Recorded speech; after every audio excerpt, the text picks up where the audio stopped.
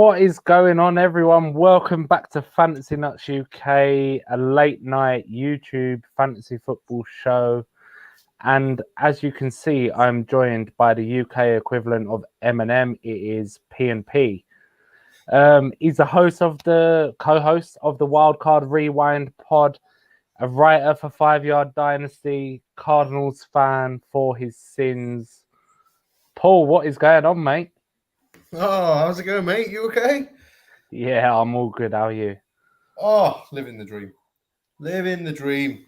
Had a bit of an internet meltdown before coming on, but hopefully we're all sorted and hopefully it all sticks and you've got me for the whole hour, you know? That is it. We are here, and just not let everyone know, but how's your season going? How overall, what is going on with your fantasy year? We're a few weeks in now, and how are you getting on? So ultimately, mate, I got so many leagues. It's hard to say, oh yeah, I'm doing amazing, you know. I've got leagues that I've got teams that are 0-6. I've got teams that are 1-5. We've got teams that are 6-0. You know, so I'd say I'm doing better in Dynasty than I am redraft, which I should be doing, seeing as I'm writing for the 5-Yard Dynasty. You know, but ultimately, I think one of the best ones I'm doing is the Warrior Bowl. Do you play the Warrior Bowl? Yeah, I'm in the Warrior Bowl, yeah. Yeah, I'm currently 16th overall, so I'm very quite happy nice. with that. I'm quite happy with that. And let's just not even mention the Scott Fish Bowl, because I think I'm somewhere like 2,780 something out of 3,000. So it's not gone well in the Scott Fish Bowl, but they're both mental tournaments, aren't they? Like I finished 6th overall last year, won my division in Warrior Bowl, and it was all fantastic. And this year I'm like in the 400s, absolutely rubbish. And then Scott Fish Bowl, I started off well, and I was in the like 100 and odd in the overall leaderboard, and then now it's just going down the same way. I don't know if it's just me, to be honest. It's not going too great apart from Dynasty, but let's jump into. I think ultimately with these charity tournaments, it's more, there's a lot of luck involved with everything than it is. Obviously there's some kind of strategy. Like, look, I don't know, do you play in the FFCC, the 5-yard one? Oh yeah, I was gone after the first round. 2 weeks done. You know what I mean? Smashed. You have an awful week one, and you're like, well, I'm just not even going to come back from this. I think I went out to Martin, the Lucky Fantasy guy, in the second round, and you just, last year I made it to the last, I think it was the last 8 or the last 16, and just I got a lot of luck in that one. But I think that's what it is ultimately. I think the Warrior Bowl, I look at my team and I go, literally, I've got a starting lineup. The bench is awful, and somehow I'm 16th overall and scoring really high. Put over 200. What did I put? 210 points this week just gone. So it's a lot crazy.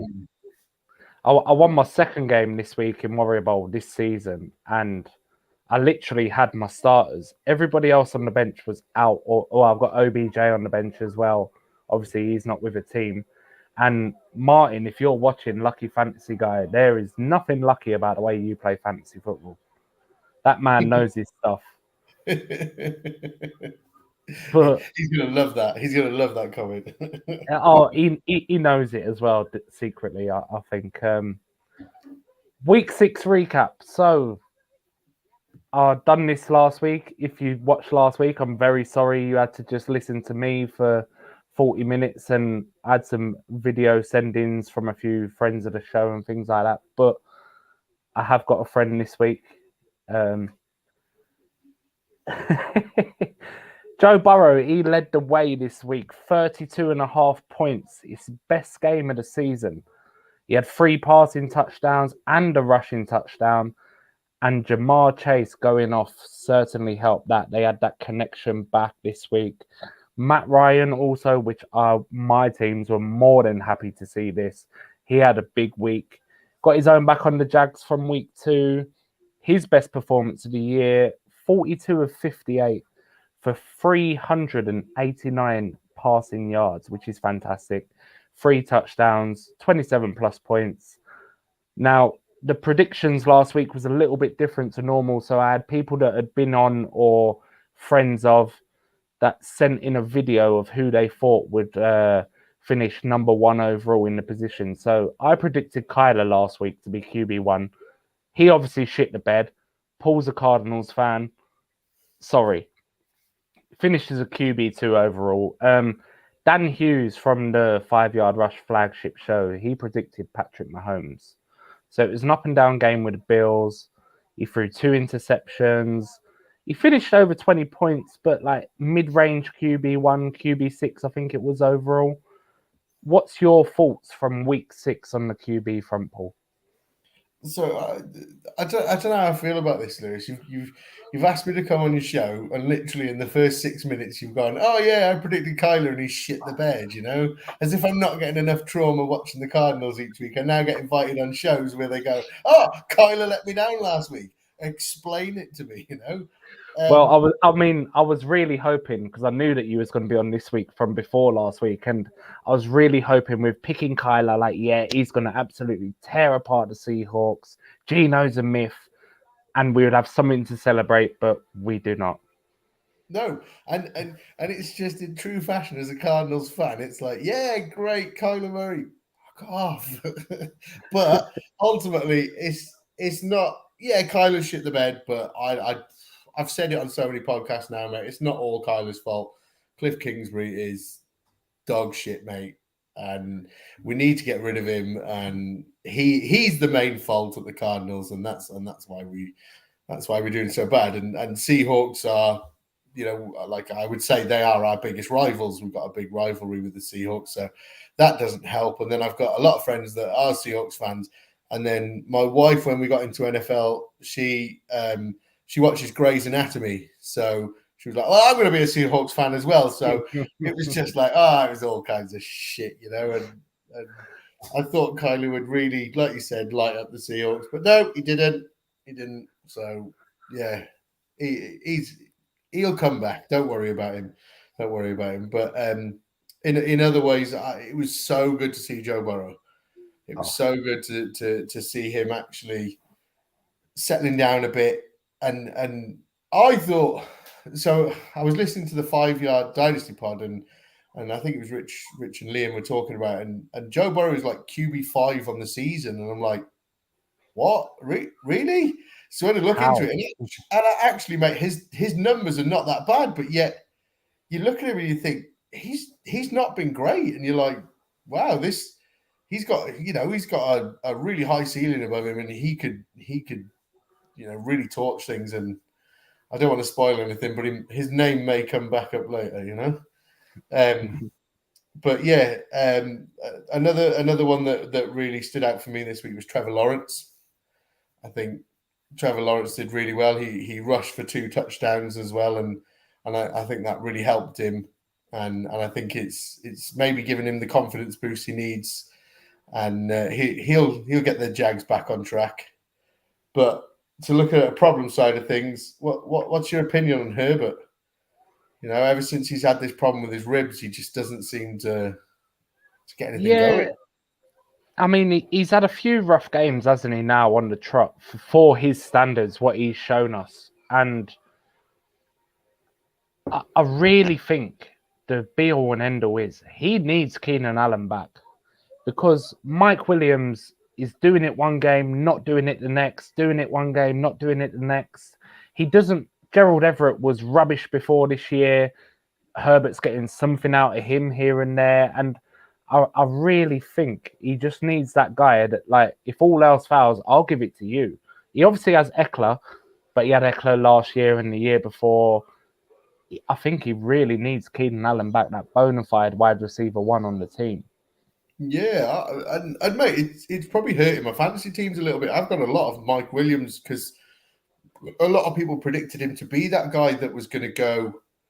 He was going to step up, you know. He was going to take that role and be dominant, and what you could get him for in drafts. But actually, you know, I think you're right. I think Keenan Allen is out and out 1, and without him, it's kind of like having a safety blanket, isn't it? Keenan Allen was his safety blanket. If he needed him, he was there. And you're right, he's just not had him, and he hasn't looked great. And I don't know if it's the ribs that are causing him a problem, and he's trying to just rush a little bit and not go through his reads and everything like that. I don't know, but ever since this rib problem and Keenan Allen going out, he just doesn't look. People were putting him, start of the season, the start of the offseason, people were ranking him alongside Josh Allen and Pat Mahomes, and people were actually making a debate whether he was going to be in that top tier of QBs. And you're looking at this and you're going, nope. You'd be looking to make it in the second tier at the moment, Especially the last couple of weeks, yeah, definitely. But for the same reason why you thought Mike Williams would step up is the same reason I thought he wouldn't. And that's why I was not fading him in a way, but unless he was of a good value for me, I didn't have hardly any Mike Williams this year because of Keenan Allen. And if Allen was fit, you know what you're getting with him. And you know what you're getting with Herbert. And I really think he is the difference there.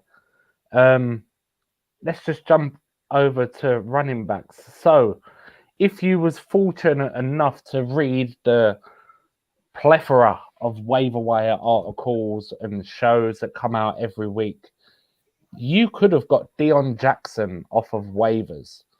Now, Jonathan Taylor was out, Nyheim Hines was out, and he led the way of all running backs this week. So if you nabbed him from the waiver wire, congratulations.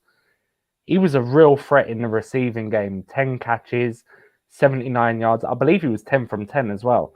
He ran in a touchdown, 28.1 points on the week, which is fantastic. Where do you see Jackson going from here? We know Hines, he had the PPR RB15 finish in 2020 when JT was a rookie. He caught 63 passes on 76 targets that season. Is that out of Jackson's range of outcomes for this year, or do you see him just falling back into the shadows when Hines and JT are back?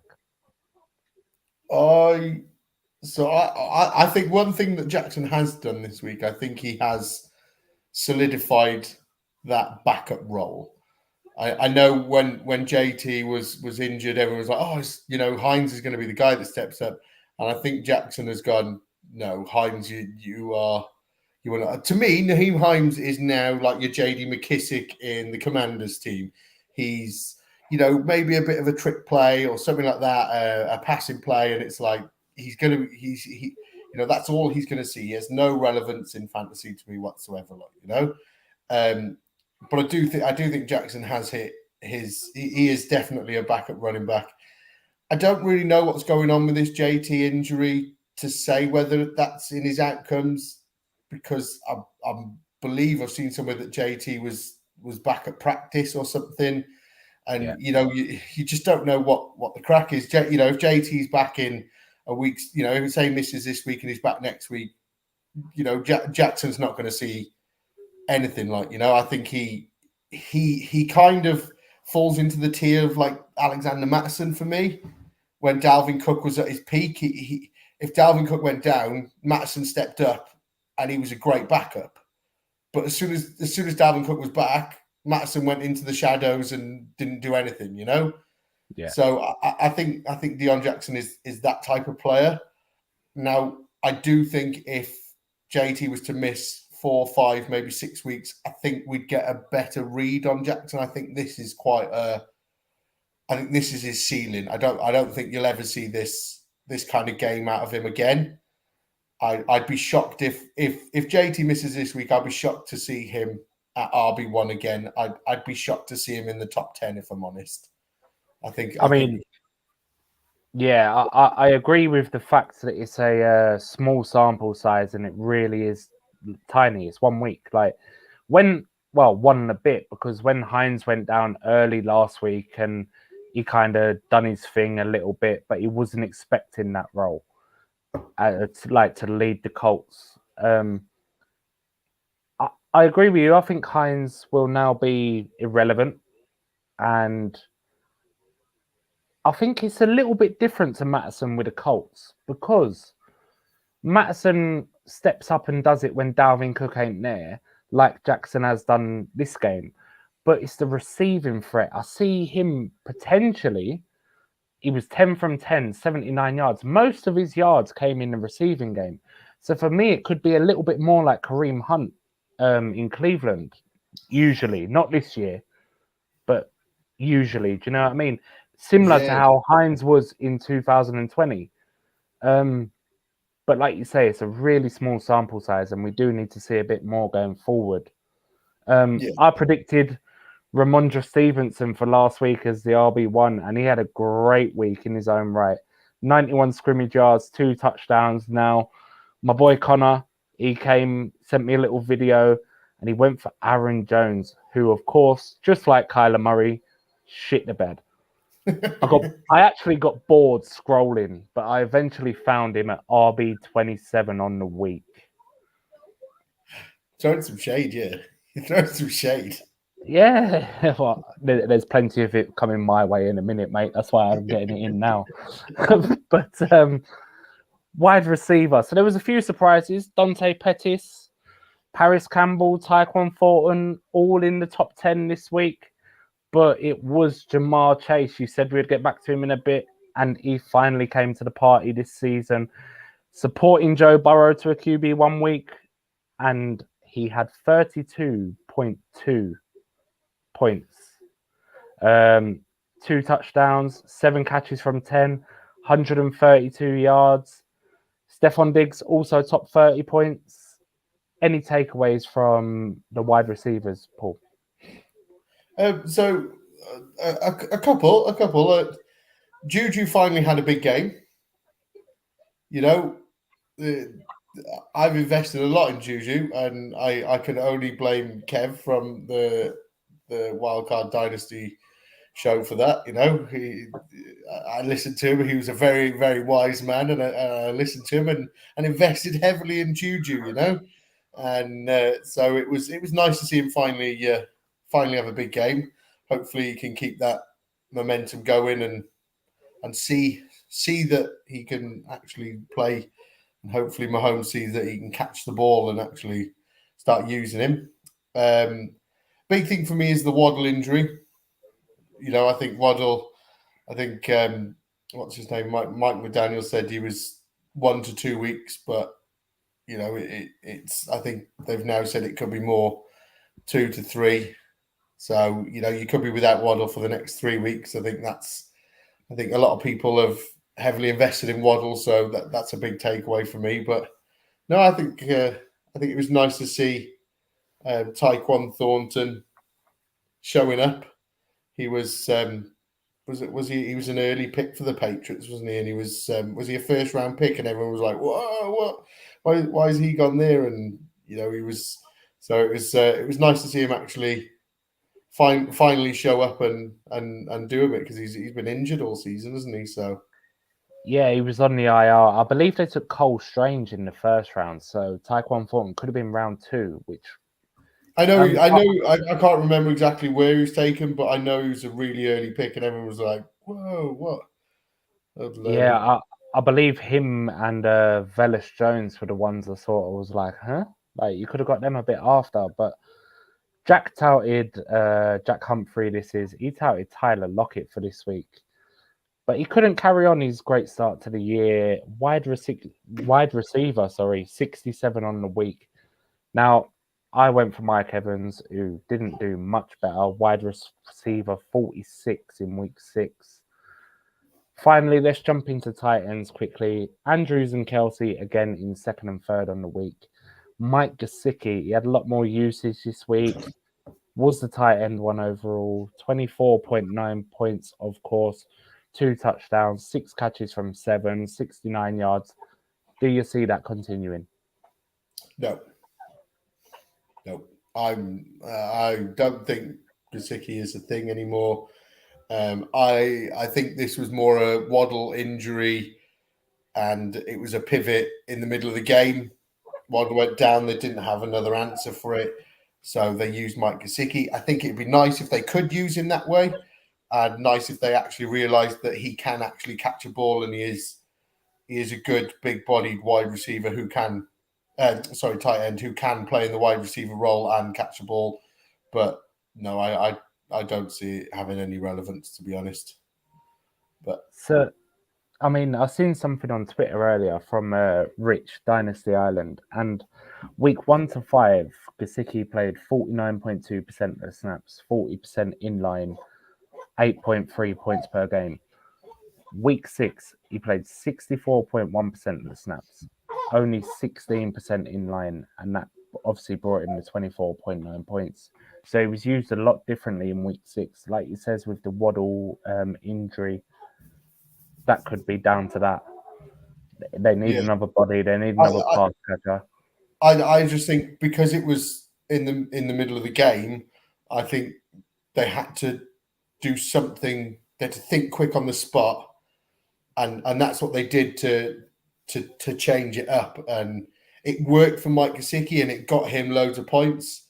And if anything, if I was a Gesicki owner, I'd probably be trying to flip him now and just going, "Oh, hey guys, look how good this guy is! You know, give me whatever, give me a third for him, whatever. Just anything would be profit now, you know." But I think they still didn't win the game.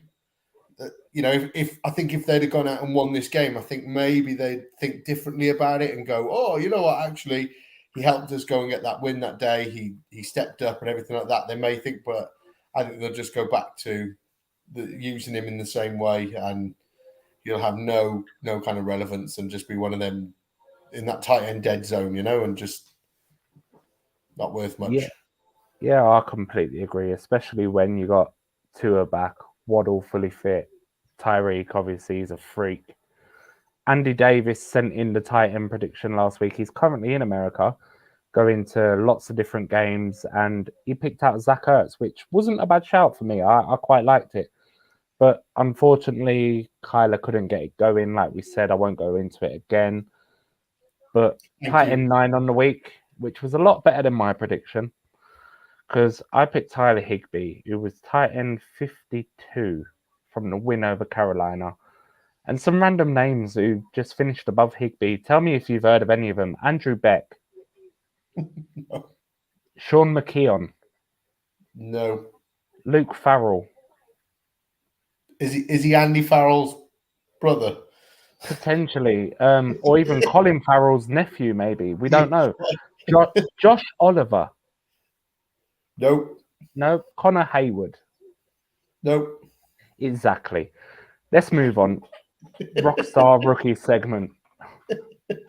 So we do this every week. It's the Rockstar Rookies. And last week I touted my boy Brian Robinson for week 6. He saved his night with a touchdown on Thursday Night Football. 12 points. But I think he's only going one way now. It's remarkable to see him playing anyway. 47% of the snaps, up from 29% week 5. 17 touches, up from 9 in week 5. I will take this L, but it's great to see him back regardless. And it was the GOAT who you mentioned, Kev. He sent in his video prediction, and it was a smash. Daniel Bellinger, rookie 5 on the week overall out of all the rookies, 14.8 points. He was 5 from 5, perfect pass catching, 38 yards and a touchdown, and that was very nice, Kev. Well played. Redeemed yourself from when you was on the show. And I actually started him in one league as well after I watched that video from Kev. But who have you got that stood out in week 6, Paul? Well, I want to choose 2. I want to agree with you on Brian Robson. I agree with what you're saying. It was so nice to see him back, and somebody who, you know, he got shot in his leg 2 weeks before the season started, something like that. It wasn't long, because I can't remember if I picked him, Brian Robinson, as a flag on the Wildcard show, or whether it was my fantasy Wildcard pick. I can't remember which one I did, but I picked him for one, and you know, we did that at the beginning of August, so he was still about then. So somebody who got shot in his leg in August to be back on the field in October and, you know, dominating that snap share, and you're going, wow, this guy is is incredible. Like, you know, and it's he even had good what's the word? A good week for fantasy, and you can't even knock that. But for me, the one that I would have chose if I wasn't allowed to is that Bailey Zappi, the rookie QB at the New England Patriots. I know you said earlier, I was if I can scroll back up, you said Joe Burrow had 42 passing attempt. No, Matt Ryan had 42 out of 58 passing, 389 yards. Now, Bailey Zappi did, he threw the ball 34 times for 24 completions for 304 yards and 2 touchdowns. So he got 85 yards less than Matt Ryan on nearly 20 completions less, you know, and you're just like, the guy had a great day, you know. You can't knock him, and considering in this class of QBs that came in, it wasn't, you know, Malik Willis was always going to be everyone's number one. Then Desmond Ridder was the most NFL ready QB out of all of them, and people were debating who was going to go first. Then Kenny Pickett went in the first round, and then, you know, way down the line is Bailey Zappi, and at the moment, he looks like the best QB that's come out of that draft class, you know, and you can't knock him. He stood back. He was never one that went, I'm the best. And he's waited, and Matt Jones' injuries helped, and he's just gone, I'll just throw the ball. I'll just do what I got to do. And you know what? He looks great. No denying that. So, Liam from the 5 Yard Dynasty show, you're in the group chat as well for Scott Fishbowl. And I don't know if he listened to me, and if he did, he's a fool, because it shows you should never listen to what I say. But he posted in that group chat, should I start Bailey Zappi in my Superflex or ex-kicker? I can't remember who it was. And I said, Zappi is not going to throw the ball 20 times against Cleveland. Their run D is awful. He didn't start Zappi, and he lost 17 points. Was it Gano?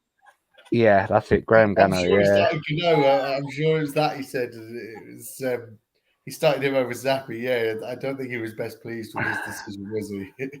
but that's the joy of the Scott Fishbowl. The scoring is so obscure that actually, if he has a bad day, it's a really bad day, you know.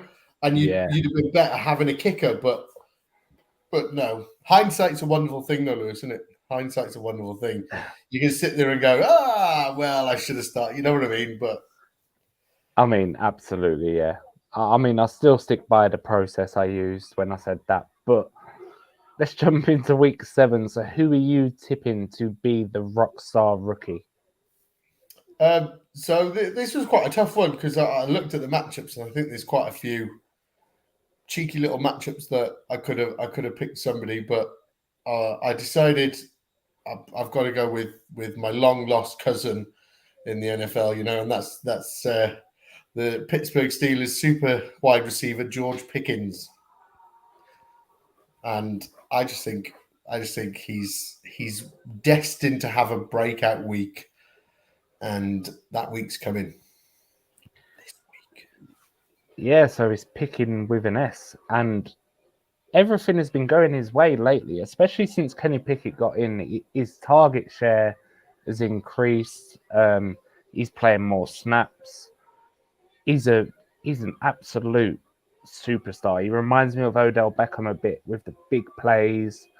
Obviously, he had the one-handed catch, and that's obviously another comparison. But like, back to the national championship game, or was it the one before that, where he come back from injury and then all of a sudden he's made a massive play for Georgia, and like he just has that big playability, that superstar sort of aura about him. Yeah, he does. He definitely does. He's you know, I probably should have maybe gone for somebody else, because I don't know if Kenny Pickett's back this week, and the way that the NFL are with the concussion protocol, he probably won't play this week. But so he'll have Mitch Trubisky throwing him the ball. But no, I think he's starting to settle in a bit there now, and I think they're starting to have a bit of trust in him and use him a bit more, you know. So hopefully this is the week, and Pickens takes me to the victory. So from what I've seen, Kenny Pickett was at practice today in a red jersey. So it's basically like, do not come near me because I'm still in the protocol. But that is a better sign than before. Do you know what I mean? Yeah. So for me, again, it was a tough one. There is a few favourable matchups. Most of them have been said before. Olave, he's got a favourable matchup in Thursday Night Football against Arizona. Michael Thomas, Jarvis Landry not practiced yesterday. I've not checked their injury report today. They've been both declared out. Oh, well, there we go. So, yeah, even more of a favourable matchup for Olave. Kenneth Walker against the Chargers. They're rubbish against running backs. That's who I nearly went for. It's his job now. It's whether or not he can, carry on. Because the Chargers are actually worse against pass-catching running backs, but Walker is the only guy there, really. Maybe have a look at DJ Dallas. Or Brees, he's going to do Brees things from here on out, I think. But I'm going to go for Romeo Dobbs for Green Bay against Washington. Now, I hate Green Bay, as anybody who knows me knows that I hate Green Bay. But I preferred him to Christian Watson coming out. And the Commanders, they let up the fourth most points to wide receivers, according to Fantasy Pros, 33.8 points per game on average. He's played 85% of the snaps or more since week 3. He's had a rough couple of weeks against the two teams from New York, but the Giants and Jets, they're not letting people have it their own way. And he's still been getting targets. So I think this week, with a lot easier matchup against Washington than against them two, the last 2 weeks, I think he could bounce back and be that rock star rookie. Yeah, it's hard. It's hard to disagree with that, to be honest, mate. I nearly went for Dobbs, however you pronounce his name, but I agree with all the ones you said. I looked at Walker. I looked at that matchup. I thought, is that too chalky? Olave, same. Is that, am I basically sitting here and going, oh, the Cardinals are going to get it all wrong again, and we're just going to give somebody a huge game? So yeah, I agree with your process there. Chris Olave gave me the W. It was episode 3, so it was before week 4 against Kev for the Rockstar rookie. Another one you could shout out, Garrett Wilson, for this week. But let's have a look at the bye weeks, because we are amongst them now. Week 6 was a bit treacherous, but week 7, wow. Along with the whole mound of injuries there's loads. You can catch my injury article tomorrow on 5 Yard Rush, letting you know what's what so far. But let's have a little look at who's on the bye. So you got the Bills, Stephon Diggs, Josh Allen, Gabe Davis. It's mental, isn't it? Not happy about everything about this week is just so hard to deal with. Every single person in fantasy this week that has a team that is sat 4-2, 5-1, and 6-0 this week are going to struggle, because I guarantee you've got at least 2 players from this list you were about to read out. It's just carnage. Let's fly through them quickly, and then I'm going to read you a team afterwards. But the Vikings, obviously, we're on the bye, so it'll be a lovely Sunday evening for me just watching Red Zone. Cousins, Dalvin Cook, Jefferson, Adam Thielen, obviously touchdown last week as well. Then you got the Eagles, Jalen Hurts, AJ Brown, Devonta Smith, who's been brilliant. Dallas Goedert, I think he's tight end 4 on the year or something like that. Miles Sanders even. And then obviously you've got the Rams. So you've got Cooper Kupp, and then Stafford maybe in a super flex league. Allen Robinson, he had a decent week 6. But it's by Mageddon this week, I think. By Mageddon. Love it. I love it. It is, for fantasy, this is, and I suppose it's probably a good thing for them teams that are sat 4-2, 5-1, 6-0. I've got teams where I've got the Josh Allen Diggs stack. I've got teams where I've got Jefferson, I've got AJ Brown, I've got Jalen Hurts. It's every like I said, everyone that are doing really well in fantasy have players from this list, and I think it's going to be good to get a lot of them players out of the way.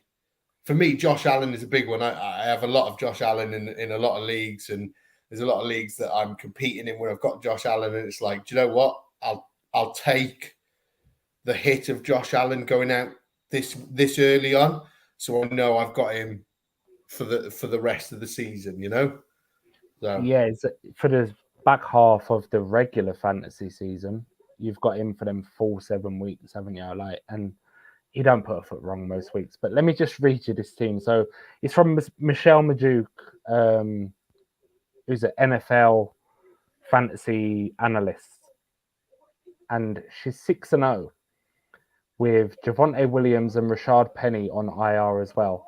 So her starting lineup currently, before she makes changes: Josh Allen, Dalvin Cook, Melvin Gordon, not on a bye, Cooper Kupp, Justin Jefferson, Dallas Goedert, Darrell Henderson, and then Deontay Johnson, who's not on a bye. So that should make everybody feel better about bye week 7, I think. But go back to what I just said. How great is it that this week she's probably going to go, do you know what, this week I'm going to take the loss. Yeah.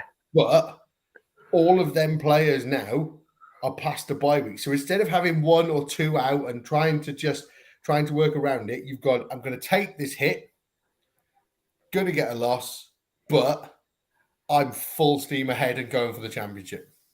6-0 for a reason, right, as well, because that team is... Fire, and it looks like Dynasty as well, because she's obviously kept Javonte and Rashad Penny on the IR. Yeah. Rather than dropping them. That is absolute fire. To get all of them players on the same team, it's fire. I want to be in that league. It's just like, I don't know no background on the league, obviously, but it's just like, I'll take the hit on week 7 and I'll win every other game. Yeah. But let's look forward to week 7 anyway. At the skill positions is something we do every week at the end of the show, and we predict the overall number 1 for the week. So overall number 1 for week 7, who is your quarterback, Paul? So I made these predictions earlier, and I realized what I've done is I think I've picked the QB1 from the week just gone, the wide receiver one from the week just gone, and the tight end one from the week just gone. So I want to say I'm a little bit chalky. You know what I mean? I've got reasons for picking these players, but I'm just like, wow, could have put a bit of thought into this, Paul, couldn't you? You know, but yeah. So I've gone for Joe Burrow. I think that game in Atlanta is going to be a high. I know on Skybet they've got it as like the 4th highest scoring game this week. It's 47.5 points over under, so it's going to be a big game, and I just think it's going to be look at what the Falcons are doing. They're actually scoring points past most teams, and the Bengals are hardly the team that are stopping people from scoring. They haven't got that elite defense that's controlling games and keeping the score down or anything like that. I think it's going to be one of them where it's going to be a shootout, and Joe Burrow is going to go. He's going to throw 4 touchdowns, and he's going to throw 3 of them to Jamar Chase and 1 of them to Tyler Boyd as just a random person. So Joe Burrow is my QB1, and he'll win it for me. I did have a look at that matchup because you put on the notes about a high-scoring game, and Vegas have it as the 4th over-under as well. So if Vegas have got it, you're not far wrong with it being a high-scoring game. Do you know what I mean? Because you don't get a penny out of them. They're wise people. Yeah, they don't give their money away. I thought Ridder would be in by now, but the way Mariotta's been going, he's been doing bits for Atlanta, and the division is well up for grabs because the Bucks, Saints, none of them have been doing anything. So they will stick with Mariota for the foreseeable, I think, unless they really crap out of it and go down the pan from here on out. So I was talking about this, and he'll get his chance. He will get his chance, but I think it'll be when they're out of the playoffs. I think if Marcus Mariota is doing this every week, they have no reason to bench him. They have no reason. He's competing in games, and they actually look like a decent team moving the ball around. And I think once they get to the point where it's like, yeah, we're not in the playoffs, we're completely out. I think then they'll go, right, let's see what we've got in this rookie, and see whether we need to go into the draft next year and take a rookie QB or not. So I think they need to. They will try him at some point, but it'll be at the moment. The way I see it is, it'll be when they don't make the playoffs. So my 7 dynasty shares of Desmond Ridder. You sit tight, my little baby. You will come good. Paul has said it. I never said they'd come good. I never said they'd come good. I said he will get his opportunity to have a go. Okay. You will get your opportunity, and then you will come good. One good game, sell all 7 of them immediately. Okay, just go right, bam. Every league you're in, on the block. I'll take a second for him. So, I am going for Justin Herbert. Now, Paul Picken gave him a dick in earlier. He's against Seattle, who are letting up 19.1 fantasy points to the QB, which is the 10th most. Week 13 of 2020 against the New England Patriots was the last and only other time he did not throw a touchdown before week 6. So it's an outlier. It doesn't happen often. It was also the only other time he was under 10 points. Another outlier. Geno Smith has been putting up them numbers in Seattle. Is it a shootout? Keenan Allen, possibly back, possibly got his wide receiver 1 back. If ifs and buts were candy and nuts, we'd all be fat cunts. Now, I'm all in on Justin Herbert this week. Do you know what? I've just looked now, and Skybet has this as the highest scoring game. They've got it at 50.5 over under.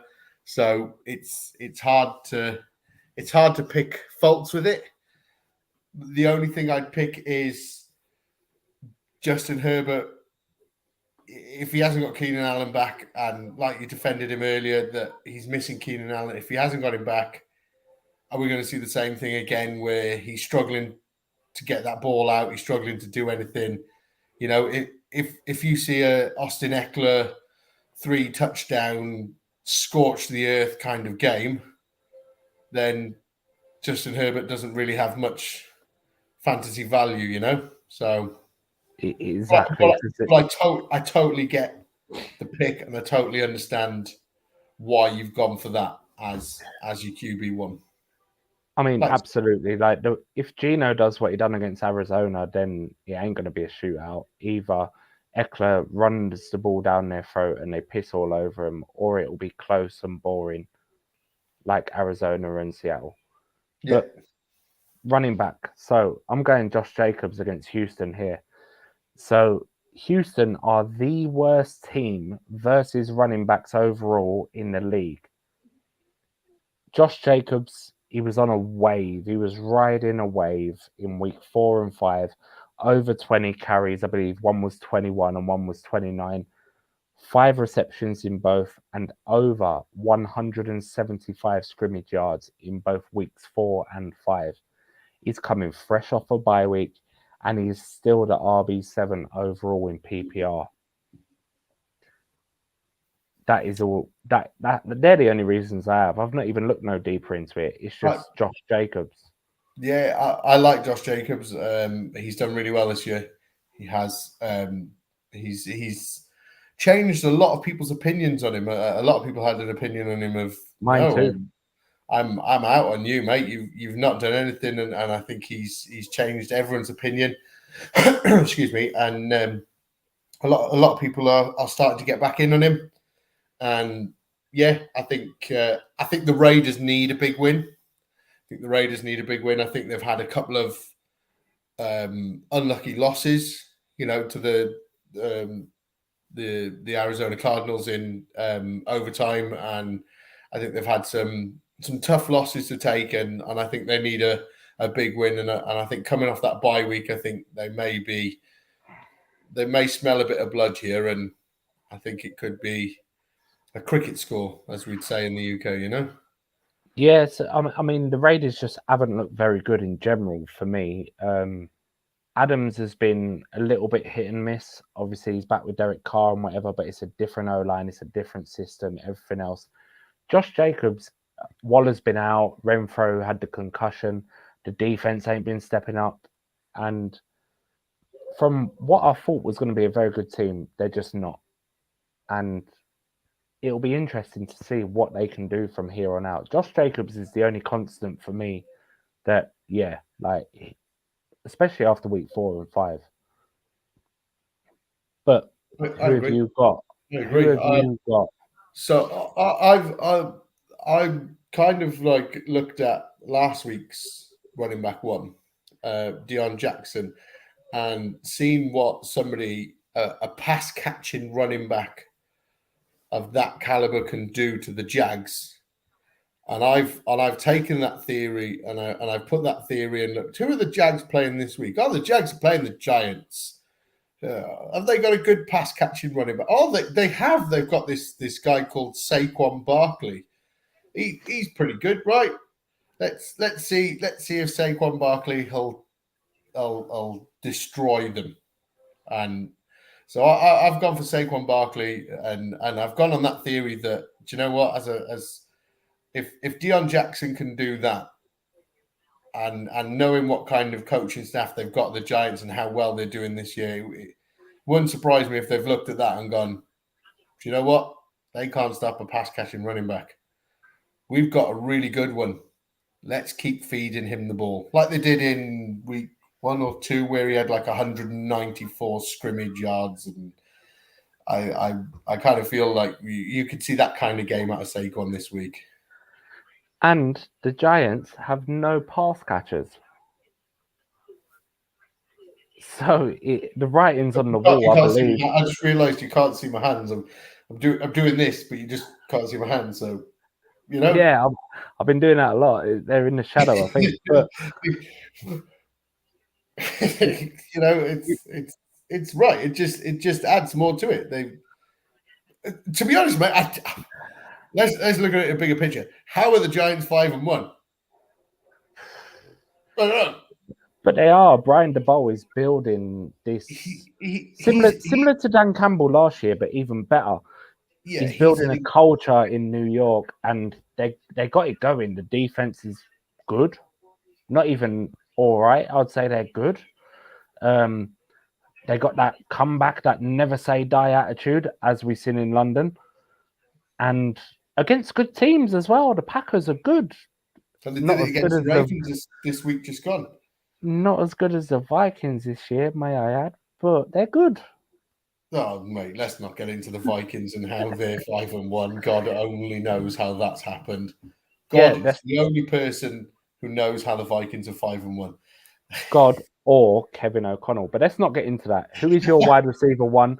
We know who it is. You mentioned it just, but elaborate. Yeah, so again, I'm going on that theory of, do you know what? If Joe Burrow is going to be the QB1 this week, how can you not choose his main weapon as the wide receiver one? If Joe Burrow's good and he's up there and he's topping all the numbers, then Jamar Chase is normally up there topping the numbers. You know what I mean? And it's one of them. T. Higgins, I know he played limited snaps last week and he's questionable and stuff. I believe he'll play, but if he's carrying a knock, Joe Mixon is there sometimes. They don't seem. I don't know what's going on with that. They don't seem to use him that much. They don't seem to.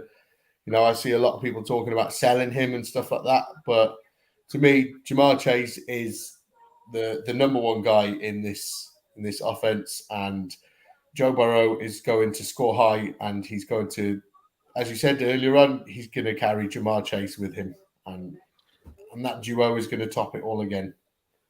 I mean, absolutely. I loved it when the Bengals picked T. Higgins at 33, the same year they picked Burrow at 101, and then added Chase the year after. It's like, it's scarily crazy because T. Higgins is a stud in his own right. And another guy from that same draft class who I am going for, and it's mental because there's a lot of guys like Josh Jacobs who have come around on a little bit, and this is another one, CD Lamb. I would not pay that round 2 price this year, but he's the clear wide receiver 1 in Dallas, as we knew. Dak Prescott is potentially good to go this week, so it's the end of the Cooper Rush experiment. They're against Detroit, who are letting up over 30 fantasy points to wide receivers. He is the Dallas offense. So let me just read this little bit to you that I've come across earlier. It's a new site I've been using. I'll explain after. He's got a 33.5 target share in Dallas. So every time they throw the ball, over a third of the time it's going his way. 32.4% of the time, he's getting a target every time he runs a route. So it's nearly a third of the time. Nearly 1/3 of the time that he runs a route to get the ball, he's getting it.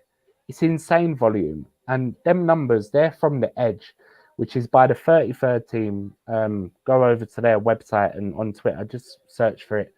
It's a fantastic, absolutely free tool where you can literally find every advanced stat that you need.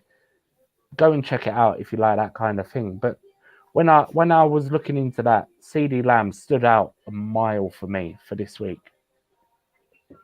Yeah, I agree. I suppose it's one of them. I was high on CD coming into this season. I think he is the number 1 in that team, and then Dak obviously got injured, and Cooper Rush he's been okay. All right, yeah.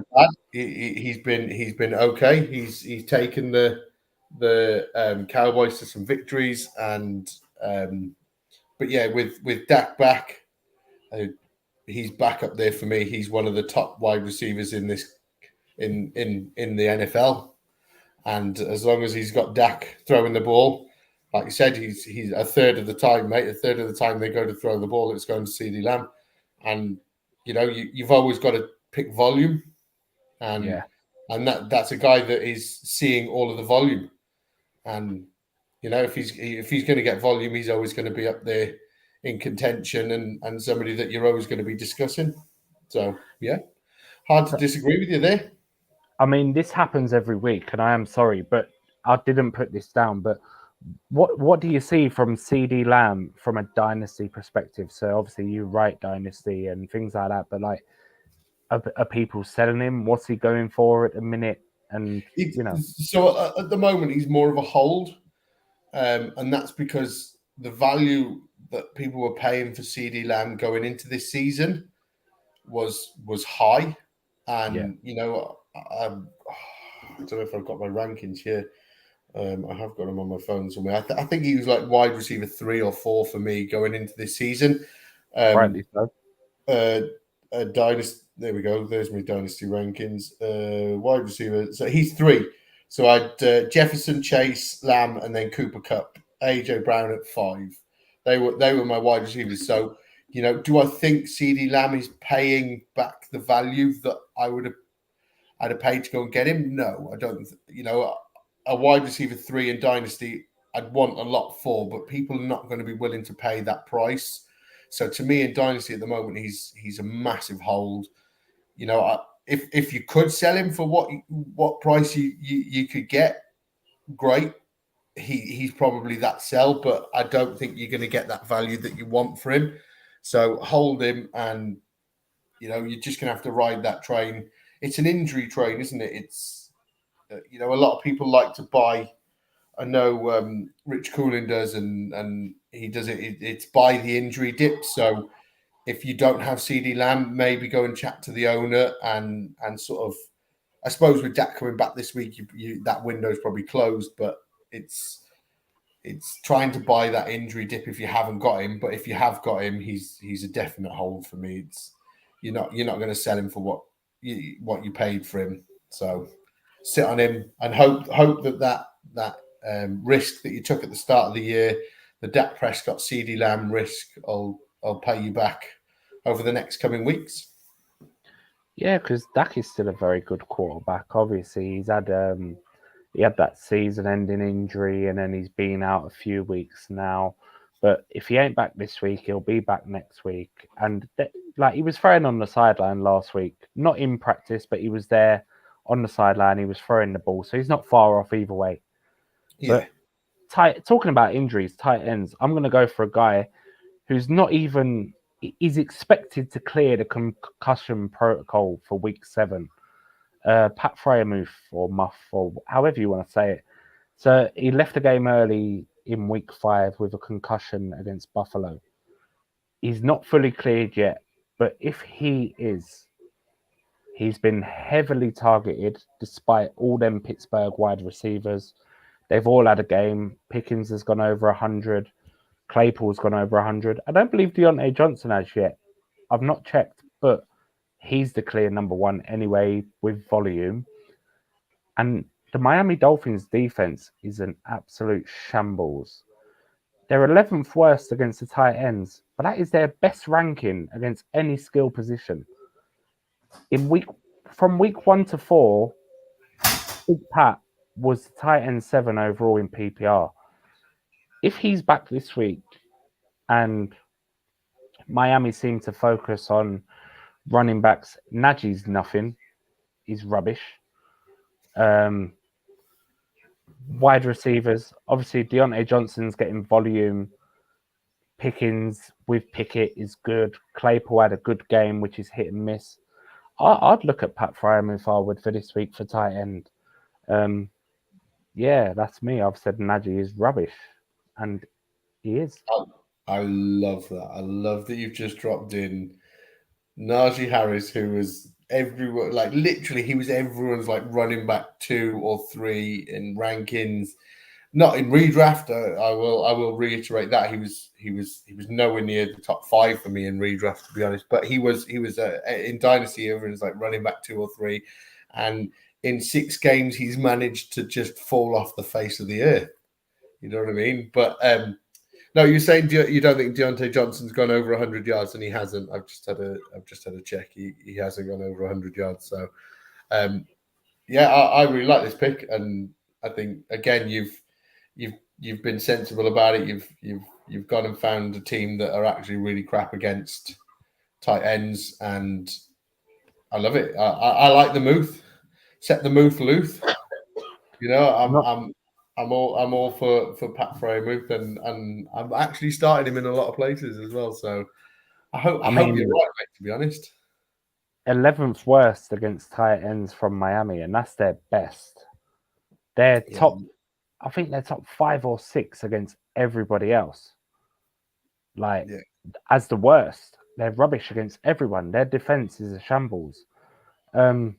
It's probably got something to do with the Baltimore Ravens, like putting so many points past them, and they're always in high scoring games as well. To be fair, I mean that their offense is electric. Like especially even this week they put up points against the Vikings, and like they do put up points every week, regardless of who's at quarterback. But last one, who is your tight end 1 for this week? In true fashion, I've gone for last week's tight end 1, and that's Mark Andrews. At the moment, I kind of feel that it's Mark Andrews or Travis Kelce that are always finishing as the tight end 1. And whenever I come on shows, I try and win, and I want to win. I want to get a W. So I've gone for Mark Andrews as the tight end 1. I think it's really, really hard to see past either him or Kelce, and I think the Chiefs are paying the 49ers this week, aren't they? Yeah. Yeah, they're playing the 49ers, and the 49ers have just got absolutely trashed by the Falcons. So I kind of feel that they may have a bit of a bounce back and a point to prove. So yeah, I've gone for Mark Andrews at the Baltimore Ravens as the tight end one this week. So that 49ers game this week is a bit of an outlier. Nobody done anything really other than Ayuk. He was all right. He got a couple of scores. But tight end one last week was Mike Gesicki. So Andrews was 2, Kelsey was 3. The week before, Taysom Hill was 1, Kelsey was 2, Andrews was 3. So there's a clear outlier in both. And I see the little sort of accident you made, thinking Andrews was 1. Because really, Mark Andrews was the tight end 1 last week because Mike Gesicki is fuck all. The week before, Kelsey was the 1 because Taysom Hill ain't even a tight end. I totally had that argument. So I was out with a few local lads in the town on Sunday, and one of their leagues they've banned Taysom Hill from being played in the tight end spot, and I was like, "Why?" And they were like, "Yeah, because he's not a tight end." I was like, "But he's a tight end. He's a tight end on there." I said, "You can't. That's like going, oh yes, Kyle Pitts receives so many. He plays out the wide receiver position all the time. We're going to ban him from being played as a tight end. I said, you can't do that. He's the gadget play. But to be honest, saying I am all on board with them people because he's had 2 targets this year. Tight ends catch the ball. They don't rush too much. They don't throw too much. And that's all Taysom Hill does. He is not a tight end. The designation, and I really believe this was Sean Payton last year. He knew he was stepping down and he was going to start playing fantasy football. So, he said, I'm going to get Taysom Hill that tight end designation for next season, and I'm going to use him there every week. So I'm I'm part of Rich Dynasty Island's Patreon. Yeah. And he set up a Patreon league, and there's like 20 of us in it, and it's a really deep league. Rich really likes deep leagues. So I started Taysom Hill at the tight end position the week where he got 40 something points, and I was like, how have I scored so many points? And I had a look, and I was like, I've got Taysom Hill in there. so you leave Taysom Hill alone. He is the 3rd best tight end in the league, okay? And anyone that says he shouldn't be played in the tight end position in fantasy is going to have an argument with me, because he deserves to be there. But going back to what we were talking about, like, I get the point you're making. Like, the last 2 weeks, they've not been tight end 1 or tight end 2. They've been 2 or 3. But that's 2 flash in the pan players that, Taysom Hill has done nothing but that week. And Mike Gesicki is nothing but that week. Yeah, you know what I mean? So this may be the week that Pat Frymuth has that flash in the pan week and takes over the tight end 1. You never know. I mean, I'd be less surprised probably if it was someone like Juwan Johnson on Thursday Night Football. Like, he's converted from wide receiver playing tight end, but the Saints have nobody. Or it could be what's his name now? Where did you list him? It could be Luke Farrell. He could be tight end 1 this week, or Sean McKayan. He could be tight end. Connor Hayward. He could be tight end 1 this week. It could be one of them. I mean, tight end seems like such an outlier that, like, you know what you're getting with Kelsey. You know what you're getting with Andrews. Probably more with Kelsey than Andrews, I'd say. But if you ain't got them, good luck. Like, settle for 7 points in your tight end position each week. Like, just settle for it. Be happy. Yeah, I think Kev, the GOAT, he is always preaching about how if ever you're going to contend, you've got to have an elite tight end. if you haven't got an elite tight end, you just, you're never going to be that person that contends. And he's right. You look at your teams that are up there and contending. I can guarantee you've got one of the top 4, maybe top 5 tight ends this year in your team. If you haven't, you're doing well. On the year after Kelsey and Andrews, everybody thought Pitts had sort of gone into that top tier this year. It's so hard to predict the exact positions of the next 9, let's say, or 10 to get your top 12. And yeah. I to be honest, I think I find like I could probably reel off the top 6. And then I think it goes in order, because I will go back to this at the end of the season. Well, like what I'd rank them personally. Like if man can like rest the season, I could rank the top 6 just off the top of my head now. Like, you know what I mean? But I think once you sort of go past that 6, maybe 7 spot, I think that's when it gets all a bit. Could be anyone, yeah. You know what I mean? It's really hard. One extra touchdown to Evan Ingram, and he could shoot up 12 spots. Like, you know what I mean? And you're like, yeah, it's just that kind of field, isn't it? And tight end is really hard to analyze for a long-term basis. So for Dynasty, good luck. For redraft, if you're not getting Kelsey or Andrews, I went Pitts a couple times this year, like a knob. Hasn't paid off so far. But if you're not getting Kelsey or Andrews, good luck. Leave it till the end and just.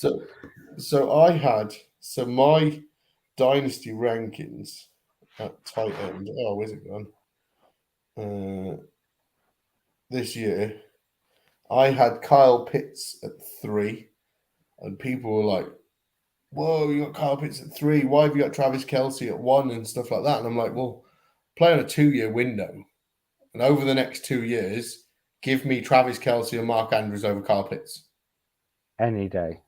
And people were like, "Oh my God, you're mad," and stuff like that, And actually, people are looking at it now, and I think most people have got it ranked that Kyle Pitts is not their number 1 now. He's dropped off their radar as their number 1.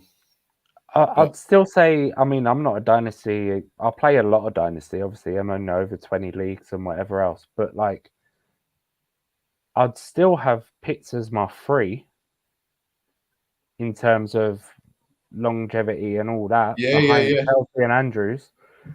Because it could be a case of Mariotta's not the long term in Atlanta.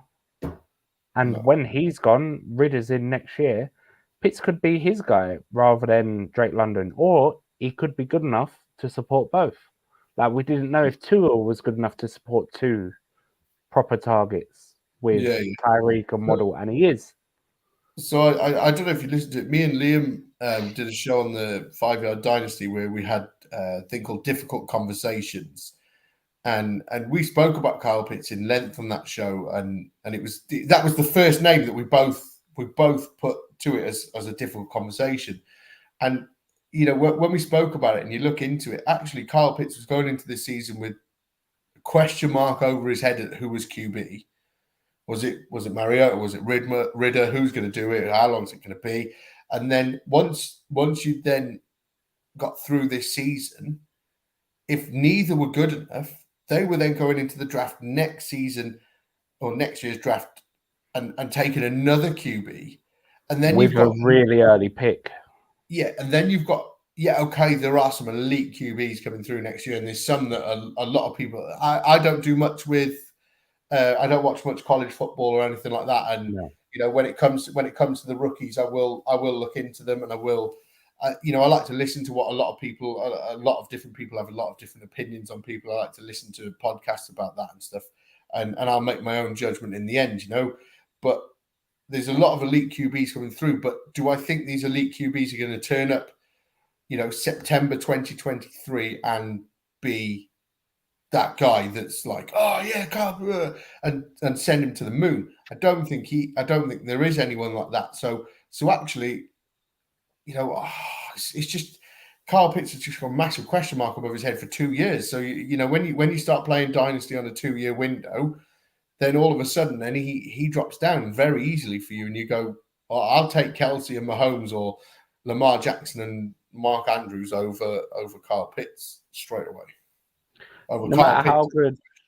I mean, I don't watch a lot of college either, but I follow a lot of people and I look at a lot of videos shared even now. But my real sort of analysis kind of starts February rather than January. I kind of have a little bit of a month off almost. My wife will disagree with that, but see, no matter how good CJ Stroud or Bryce Young look or whatever for next year, it ain't on the same par as 2020 when you had Burrow, Tua, who hasn't lived up to his expectations yet, Justin Herbert, Jalen Hurts, who went into round 2. It doesn't look that good. Yeah, it's going to be interesting. I'm similar to you. I'll probably get the Super Bowl out of the way, and then once the Super Bowl's done, and that's that season done, we're done with that.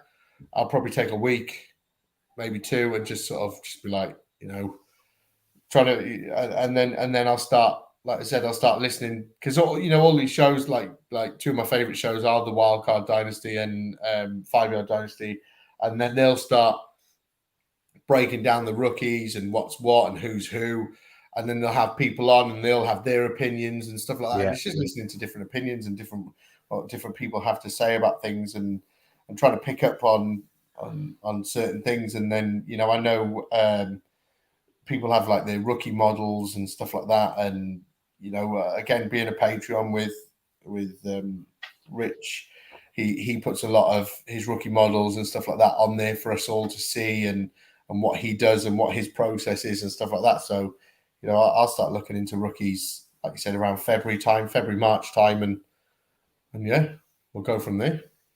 We've just waffled for like 10 minutes now. Yeah, there is plenty of content out there for anyone looking to get into those rookies, even from now or wait till January. But just like the Arizona Cardinals in week 1, we are well into overtime and we're going to end it now. Paul, it's been great to have you on, mate. Just tell everyone where they can find you for a final time.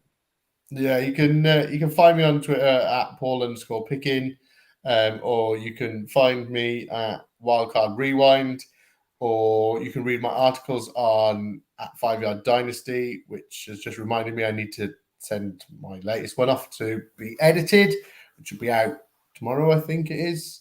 If Liam does it tonight, maybe I'll do it tomorrow. But yeah, come follow me, give us a follow. And like I said, I do Wildcard Rewind with Hannah Rowland and Mags from the Dynasty Hot Seat. I do that with them every Monday. That goes out Monday night, and you can follow us there, Wildcard Rewind or the Fantasy Wildcard. Yes, that's another great show as well, the Dynasty Hot Seat. But thank you. That is us for episode 7. Thank you, Paul, for joining me. And have a great week 7, everybody. I hope you win unless you're playing me. Good night.